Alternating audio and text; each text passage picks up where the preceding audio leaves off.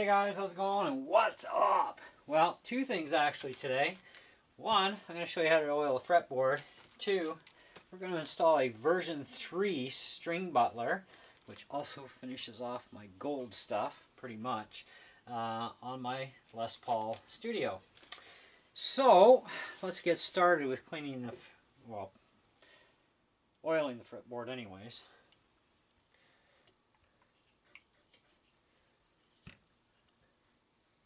This is like a push dab system, and when you're in the narrower frets it can be a bit of a pain.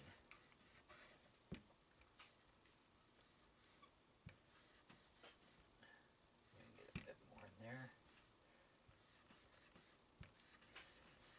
Now, I don't recommend leaving this stuff on your fretboard for long. There are a lot of you who know that I don't really go for the whole fretboard oil thing, but my fretboard from Gibson came pretty dry, and because I've got a lot of money tied up into this thing, I want to protect my investment, and I figured, you know what, I'm going to actually give this a try and see how this whole lemon oil deal works and if it's going to be any good or not. There's a lot of controversy on YouTube where people say, well, you got to oil it so many times a year, like a lot, right? Manufacturers, of course, say 1 to 2 times a year is more than adequate. The oil does not leave the wood, by the way.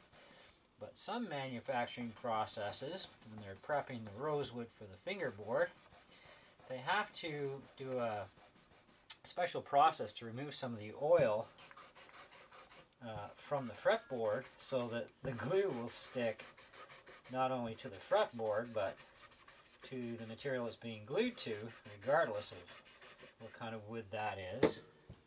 And as such, Gibson sucked way too much oil out of this fretboard, and it was pretty dry on the top.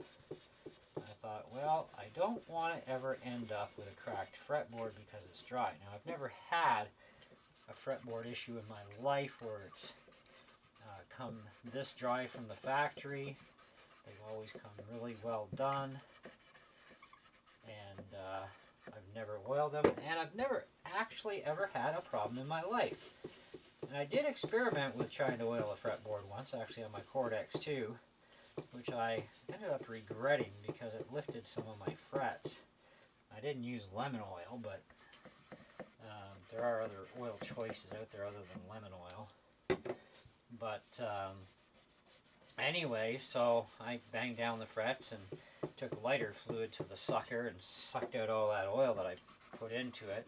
And I didn't put it heavy. I just what I'm doing here now is all I ever did with that one, and it became a problem. So that just showed me that, you know, somebody was on the ball that I watched on YouTube and that had said that oiling the fretboard is actually a bad idea. And so I became dead set against this process. But because my Les Paul came so dry, and because of how much money I have tied up in this sucker, I figured, you know what, I'm going to protect my investment and I'm going to try this stuff out. And my buddy that actually works at Long McQuaid has been using this stuff for decades, exact same stuff, and never once has he or any of his customers had any issue.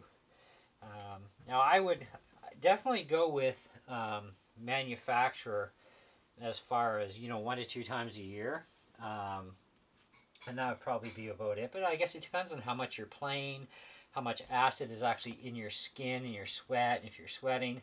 I mean, you're also going to have to, you know, clean and oil the fretboard kind of thing. There's lots of different ways to clean it, one of which is lighter fluid. It works pretty good, actually. Still seeing a bit of a dry spot here and there. But you don't let this stuff sit and soak in too much. You want to rub it in to the wood, but you don't want to let it soak in.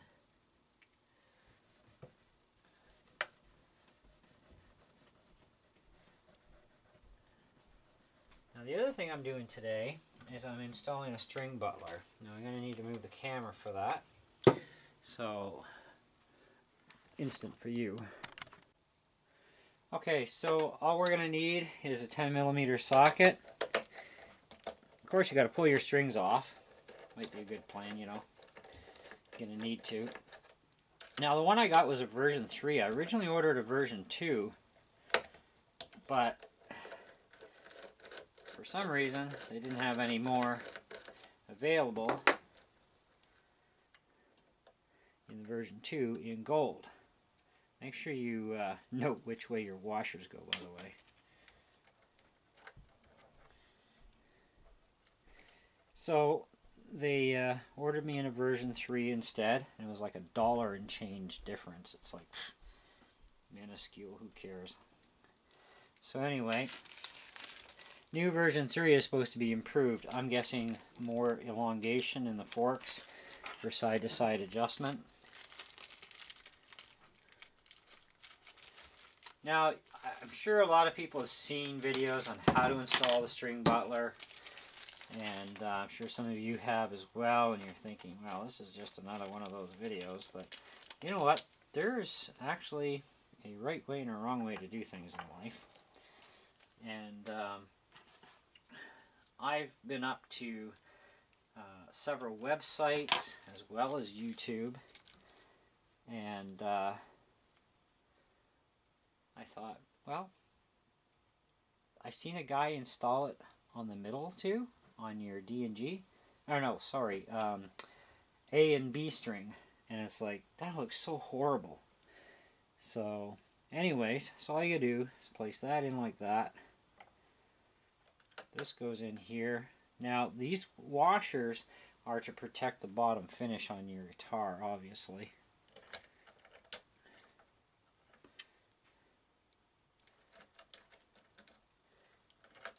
Now, that does give you some play. Now, if you wanted to, you could put some screws in here to, you know, permanently lock it once you have it set where you need it, so you know it's dead on. And that's kind of an optional thing, really. Or you can just do it this way, because you're only going to be adjusting your nuts every once in a blue moon, so it's not a big deal. I'll probably just not put screws in. I'm just going to do it this way. But for now, what I've done is I push my fingers on the side, and then I look and I see I shifted a little bit too far that way. So what I want to do is I want to bring it just a hair over. And what I'm doing is I'm kind of like eyeballing this for distance.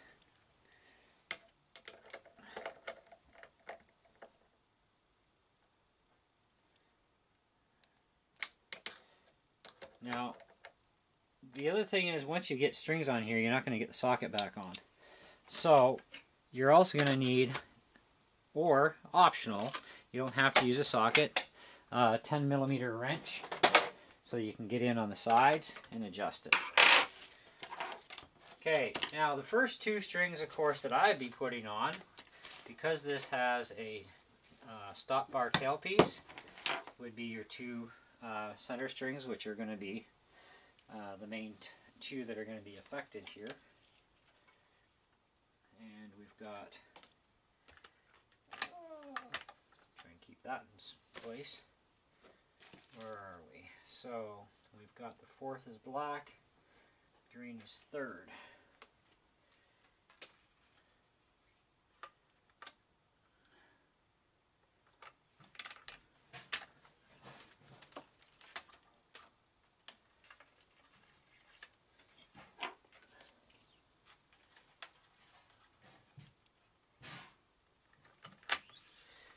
By doing the two center ones first, you actually get even pull too on your tail stop.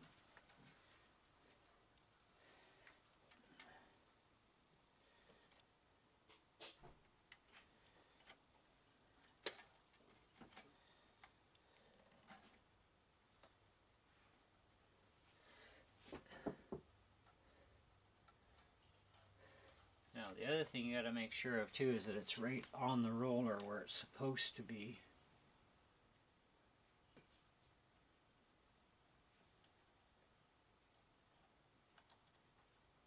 There we go.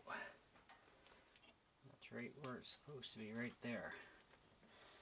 Okay, so there's a lot of different ways for stringing your guitar as far as, well, actually you should be able to see okay in there.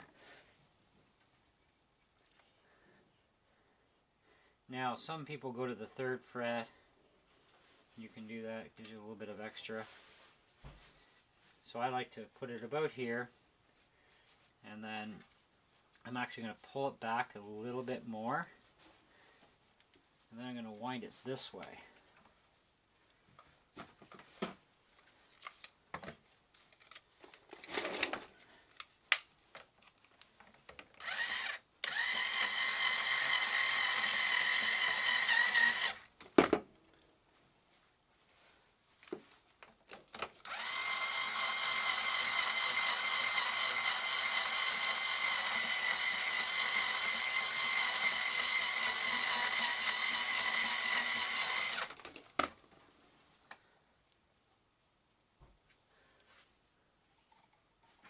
Okay, we're right on that roller. Make sure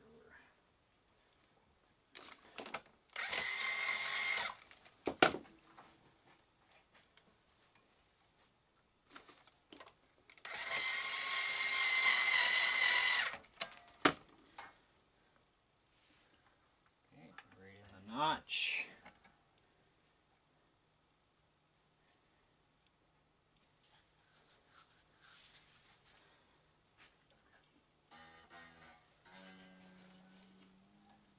Okay, that's right perfect there.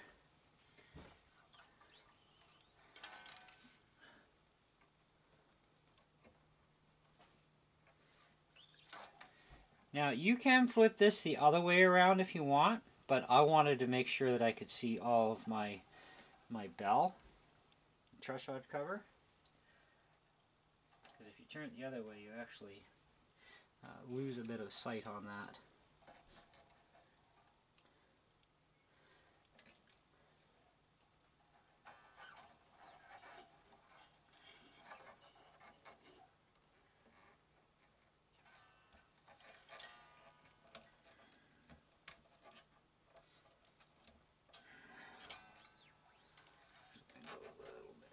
There we go.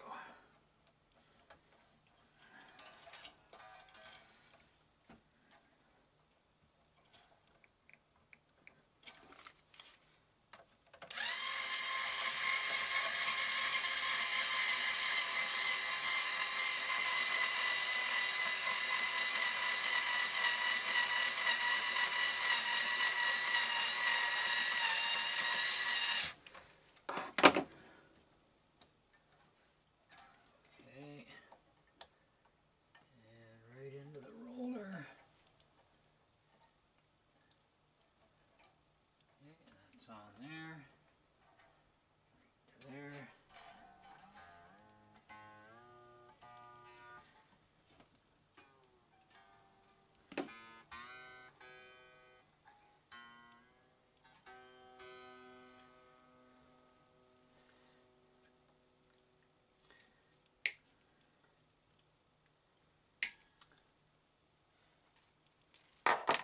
Okay, so the next two I'm going to do is,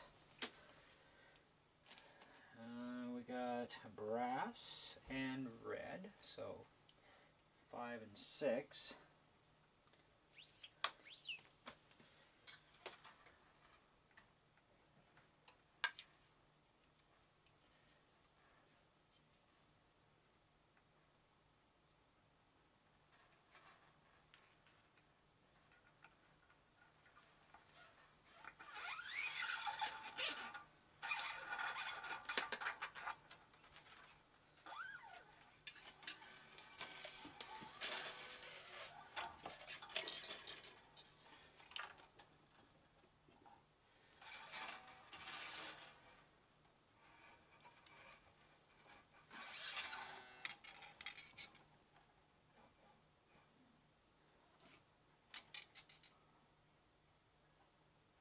Those two go like that.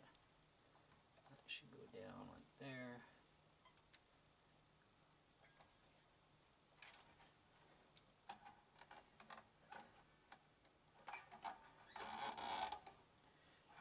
don't pull out as much on my low E because it's a lot thicker string.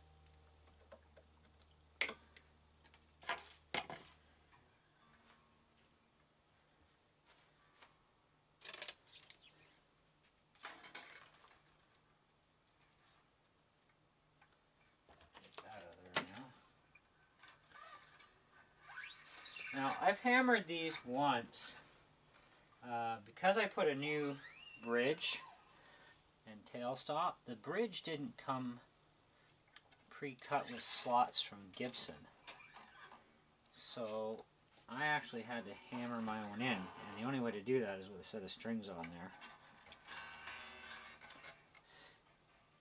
So I may have to do them again with the 10s, because I did it with 942s and these are 1046.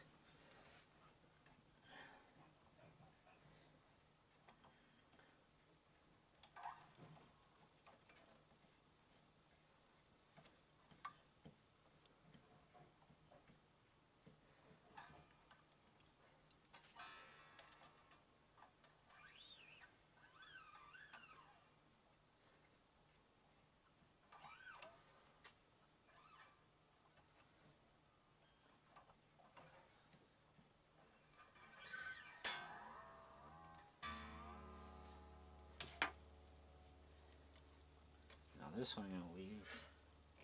Let me cut that down.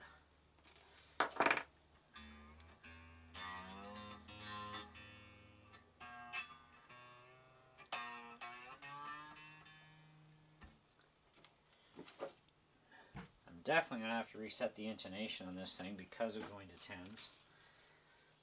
So our last two are purple and brass. So installing the string butler is very straightforward. I mean, they do come with instructions, and so it's pretty easy to follow. But it's that bearing thing that a lot of people may get stuck on, is because there's this little bearing slider, and you got to make sure that your string is on there properly.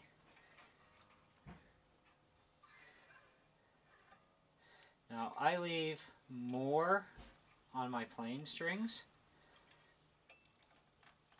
I used to actually double slip knot it through at one time, but I quit doing that because it started to actually get on my nerves a bit.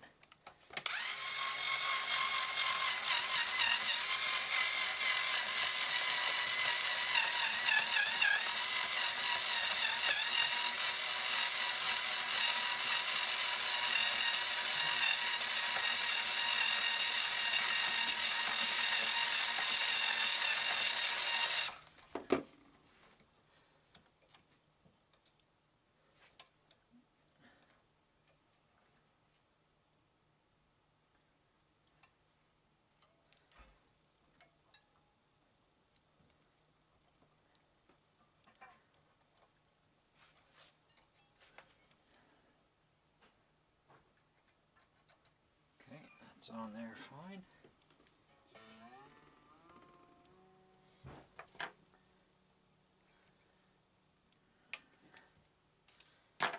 Anyways, I know some people are saying, well, just get locking tuners. It's like, you know what? Honestly, I don't really like locking tuners. I have a couple sets, and I put one set onto one of my guitars, and I find that it doesn't keep the guitar in any better tune at all, to be honest.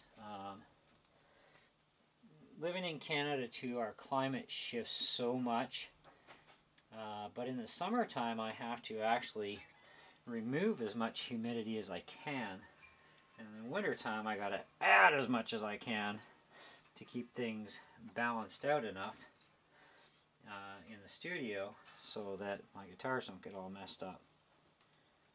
Now my high E string gets a lot longer, so more winds on it than even the second string does, because it's a string that can slip a lot easier. Any naked string can slip easy. But of course, then again, it depends on the tuners and whatnot too. But you know what? I don't like to take chances, and I don't mind putting the extra winds on there.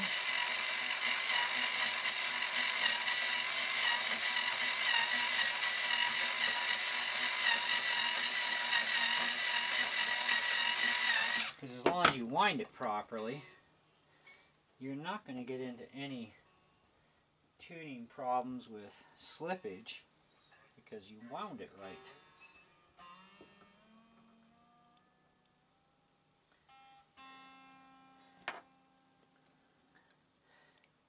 Now I like to wind them down, of course. I don't wind them up above, but so that's what our string butler looks like. I just want to give you a much better view of this. And I'll lower the camera.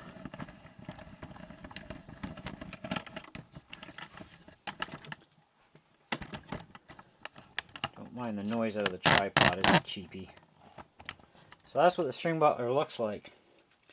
And I like the setup because it actually follows along with the bell with this piece and everything else. So I think it looks actually pretty awesome.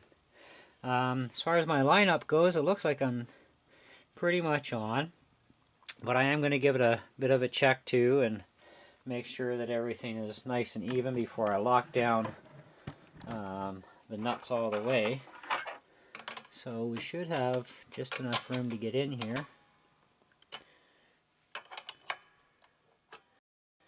I want this thing to kind of see if it'll self-center. Probably won't, but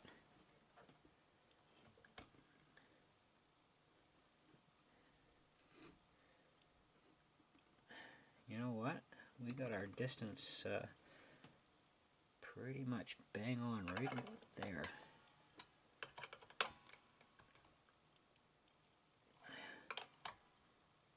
It's also a reason why you don't tighten your strings all the way first too, is because you want to make sure that everything lines up, and then you lock it down.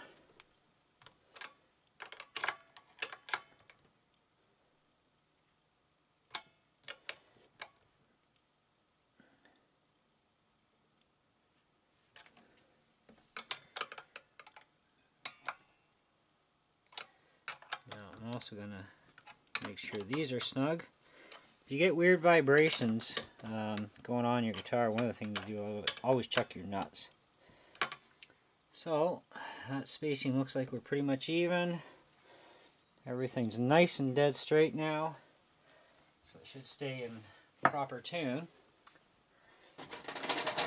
So the only thing left to do, of course, is tune it up and check our intonation, see how that's doing. So I'll just grab a pick.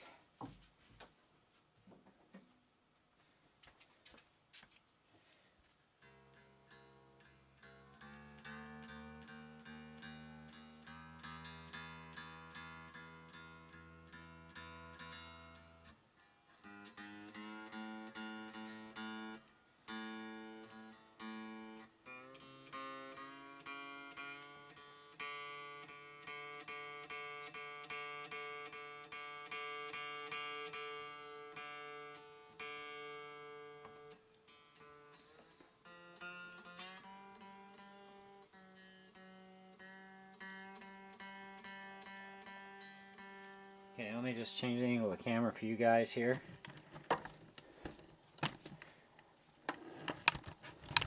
You can see what I'm up to.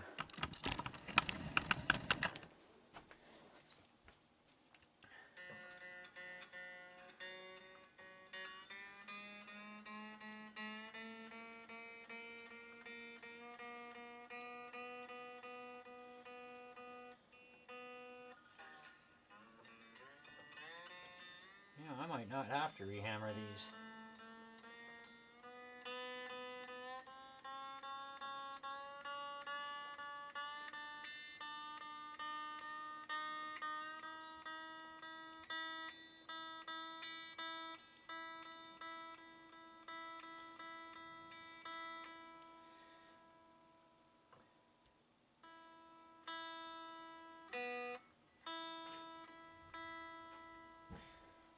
Okay, so next thing I want to do is I want to move this up further in the neck so that it doesn't get a chance to flex the neck really.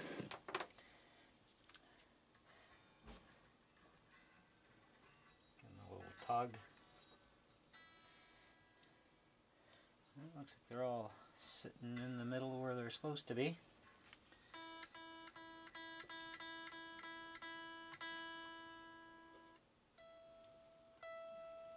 It's not bad actually.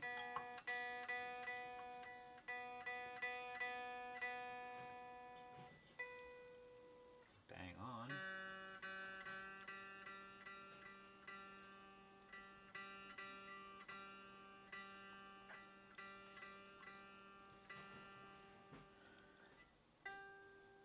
That's not bad.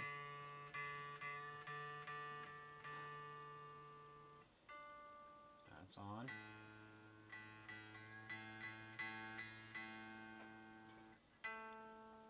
That's good.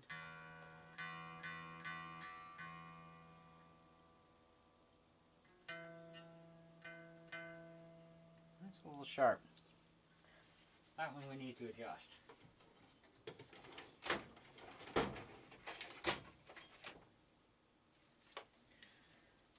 Okay, now I gotta remember.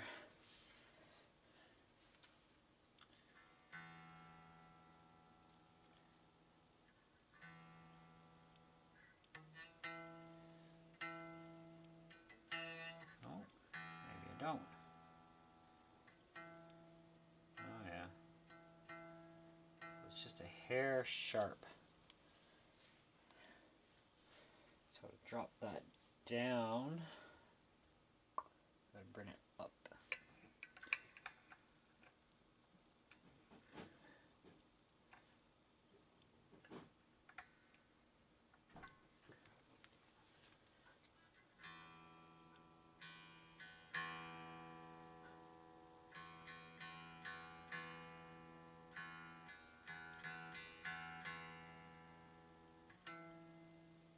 Good.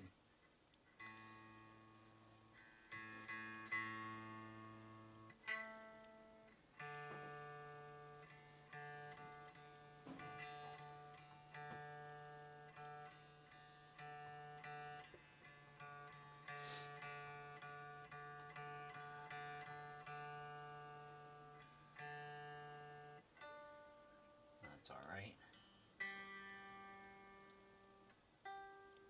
That's good.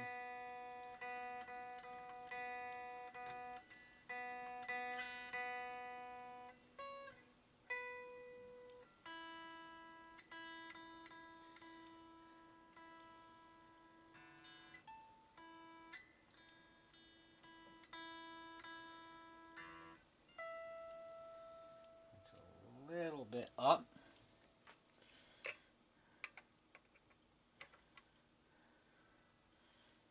So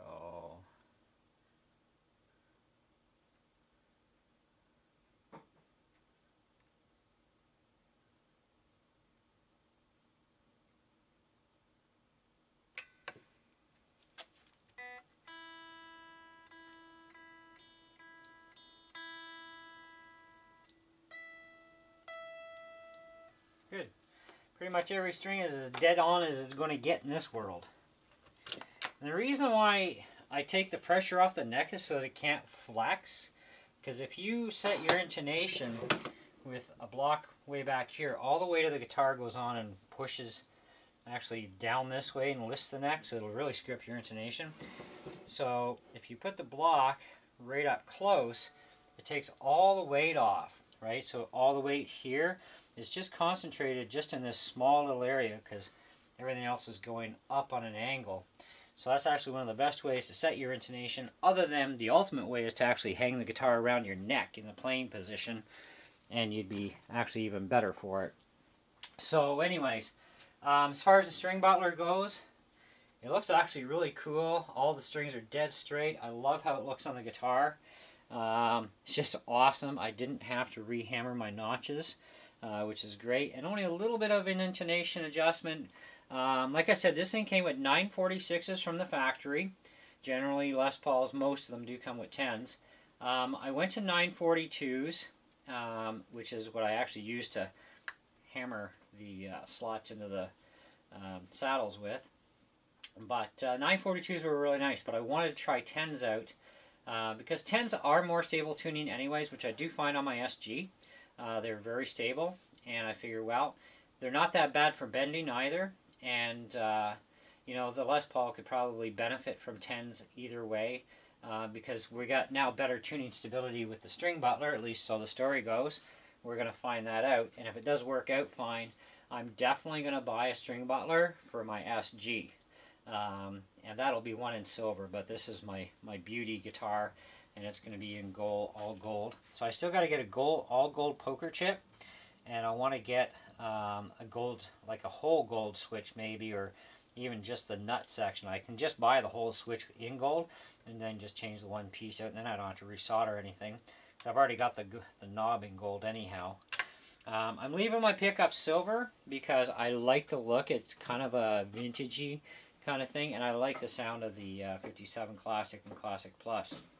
So anyways, guys, that's how you oil a fretboard, and a little bit on intonation for you. And of course the string butler and how to install it properly. Like I said, you can flip the string butler the other way, but it's more than likely going to interfere, at least on the Les Paul, it would interfere with your truss rod cover. This way I still have full access to the truss rod cover, you know, if I have to adjust the neck or whatever, and it looks like really awesome that way. Anyways, that's what I've got for you today. So hope you enjoyed the video, and I know it was a little long, but I'm sorry. Takes time to do this stuff. Hey, we'll catch you on the next video. See you later.